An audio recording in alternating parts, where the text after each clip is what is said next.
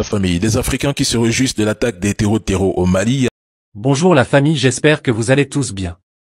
Si vous êtes nouveau, n'oubliez pas de vous abonner à la chaîne et activer la cloche des notifications. Merci. Alors que cela se déroule à moins de 2000 km de certains pays subsahariens voisins.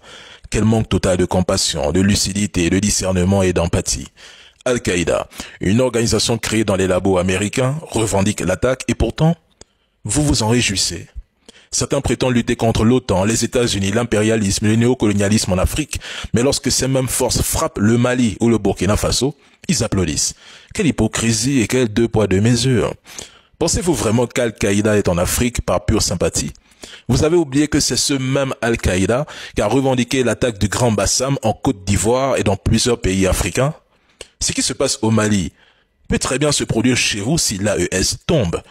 Nous sommes témoins d'une manipulation et d'une machination orchestrée, planifiée par l'Occident, et ce sont des Africains eux-mêmes qui en deviennent les relais, servant de facto la propagande en faveur d'Al-Qaïda, en prenant la parole sur diverses plateformes.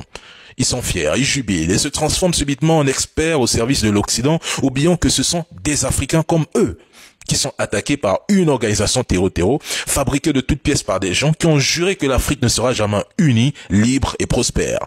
Le peuple malien est courageux, uni et solidaire. J'ai vu les vidéos. Il existe une véritable cohésion sociale au Mali. C'est un peuple qui refuse la division. Certes, il peut y avoir des traîtres au sein de l'armée malienne, mais cela ne signifie en rien que cette armée est faible. Même si un coup a été porté, la menace était neutralisée.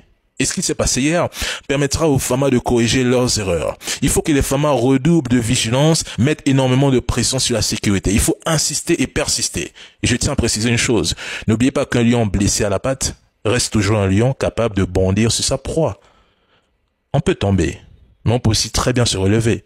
Si vous avez trouvé cette vidéo informative, n'oubliez pas d'aimer, de commenter et de partager pour que d'autres puissent également rester au courant.